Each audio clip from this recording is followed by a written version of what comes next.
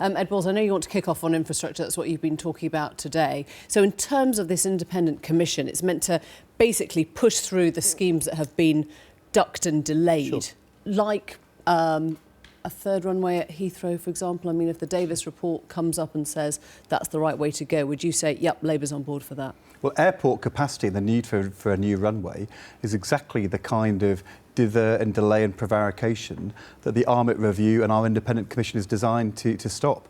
Because what we're saying is, let's have an independent commission which makes recommendations and then the politicians decide and hold us to account. Now, in the case of Heathrow and a new runway, we've been debating this for 30 or 40 years. It's about time we decided. I think it's a pity Davis is coming after the election, but we are clear. Once Davis reports, taking into account the need for environmental safeguards to be met, we will build the new capacity we need. We'll move as fast as we can. Would that mean saying, signing off Heathrow then, the third runway, if he goes that way? We'll not kick this into the long grass. We'll make a decision. We'll wait and see what Davis says. Is it going to be Heathrow or Gatwick? The one thing which we can't do is prevaricate. But you're minded to go along with whichever he suggests? Well, let's wait and see what he proposes. We'll make a decision. We need to expand capacity. I'm not going to preempt Davis, which is why I'm not going to answer your question in that sort of speculative way. But if we were to say, Davis is here, he's made a recommendation, let's duck it, that would be to continue the prevarication. We had a meeting today with the Commission proposal from Sir John Armit, who chaired the Olympics. We had on our panel the chief executives of British Telecom, from National Grid, from Thames Water, from Crossrail, from TfL, all debating what we need to do to make long-term decisions in a cross-party way. It's an agenda which business strongly supports, because without good infrastructure and a political process which can make long-term decisions, we're going to continue to duck these big challenges, and it's that's not interesting, good isn't enough. it, though? You talk about John Armit a lot. He advises you on infrastructure, of course. He said just a year ago of the energy price freeze, one of Labour's key policies, when governments intervene in markets, economies do a darn sight worse. This points to a problem that we're hearing more about now, which is a lack of confidence in Labour from business leaders. Well, look, there are some business leaders, and John's not one of these, who are signed up Labour supporters. There's some business leaders who are signed up Conservative supporters. Sometimes they get a knighthood or become a Tory peer and do interviews for the Daily Mail. Most business people are in the centre ground, and they're saying we don't want to be involved in party politics, but who will give us the long-term infrastructure, the skills of young people we need, who will keep us in the European Union, reform it, but keep us in, who will help us to create wealth and jobs and rising living standards for working people. That is the pro-business agenda, and that is the Labour agenda. OK, it's become something of a war of words, which I know you recognise. Ed Miliband called Stefano Pessina, the head of Boots, a tax dodger. Is he? Look, what I know is he's an Italian who has moved to Monaco and has moved the domicile of his business from Britain to Switzerland. Is he a tax dodger? I think in terms of his own tax affairs, clearly that's why he's gone to Monaco, of course. And that's up to him. I don't care about Stefan Pessina avoiding taxes from Italy. I think it's a bit surprising to have somebody who doesn't pay tax in Britain or is a British citizen telling British people how to vote on the basis of innuendo and smear. The interesting thing, though, when you actually look at the policy behind the kind of attacks, the only policy he highlighted in his Sunday Telegraph interview was, we've got to keep Britain in the European Union. You raised some really interesting points, though. Before we go on to that, is it right for business leaders to have a view on a national debate?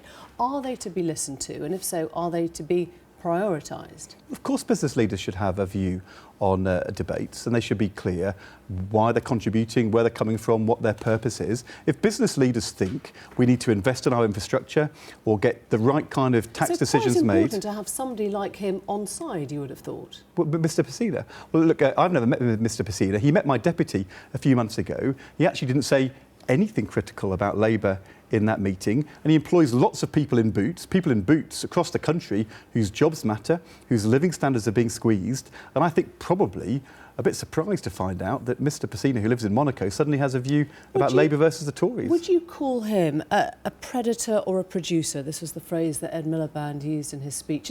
Is he somebody who does good for the country with his business? He employs, through Boots, loads and loads of people, thousands of people, who work hard every day producing services for people upon which they rely. And I celebrate... Even if he's a tax dodger, then he's a producer, right? Of course. So look, I celebrate the work of people in Boots. And I grew up in Nottingham, and I know how important that company is. And I want, I hope Mr. Pacina and the new ownership of Boots will keep it as that kind of proud company who looks after its workforce and invests for the long term. I hope so.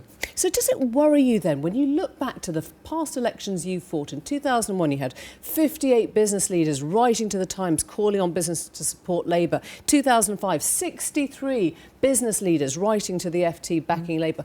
Where are they this time? Well, look, there were some business leaders who wrote to the FT saying the opposite before 2010 after a global financial crisis. As I said, there will always be some business people who are supporting Labour. I've been at a dinner tonight with a number of business supporting Labour figures. There'll be some, well,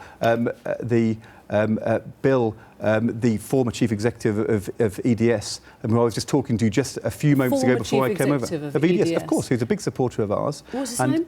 But to be honest, his surname's just gone from my head, which is a bit annoying this time of night.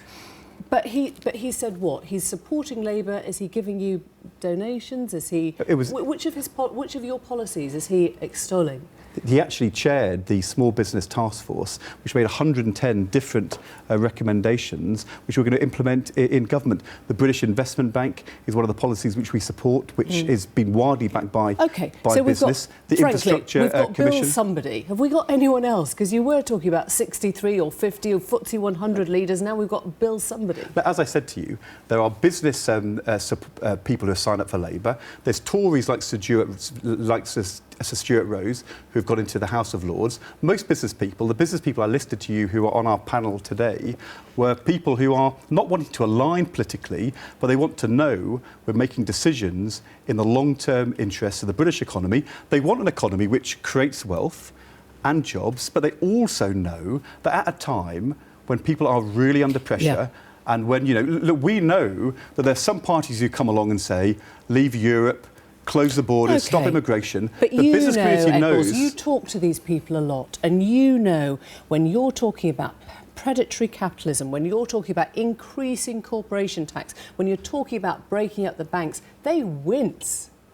Look, there are going to be some policies which the business community aren't going to like. Not everybody in the business community, but some. So look, I understand if we say... Bonus caps, financial transactions tax, the mansion tax, these are all things that you know are pushing people away. These are the people, when Blair wrote in 2010, he said at the Labour loss, tellingly, we lost business. This was crucial. If chief executives say it's Labour that will put the economy at risk, who do voters believe?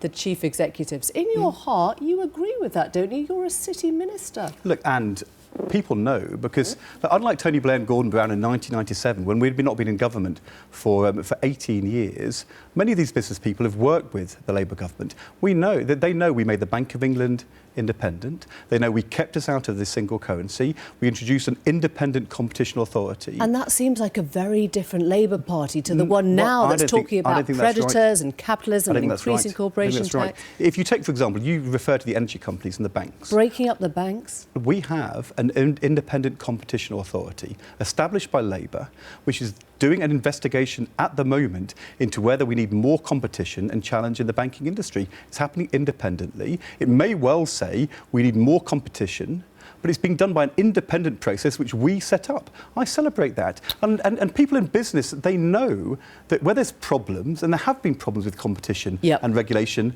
and behaviour in banking, it's got to be sorted out. And they also know if the living standards of working people are stagnating and people turn against business, that will be a big problem for Britain. OK, so you could just take the bull by the horns and say, you know what, we're proud if we're not making fat cats that happy. We're proud if the average voter on the street says, yes, we want to see them pay more. We want to see bonus caps. Why don't you then come out and say, actually, we don't rate business above everyone else. We don't think that business does matter that much to Labour. I don't think that we rate business higher or lower.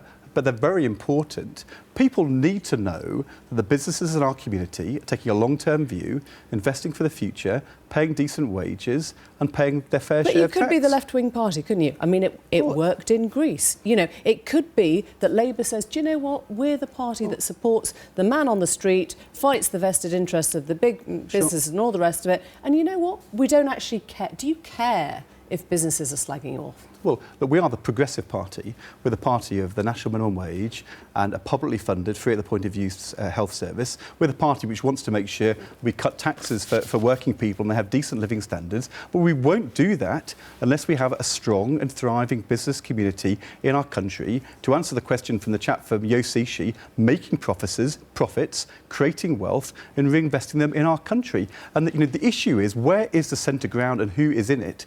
Who is the party now saying, let's work with business to see rising prosperity? I think that is actually where we are. Keep us in the European Union, not lurch off to the extremes where you say that we're going to potentially leave Europe and take us back to a 1930s level of public spending, which would mean fewer apprenticeships, second-class infrastructure, and our public services undermined. The Tories have left the centre ground. They've lurched to the right.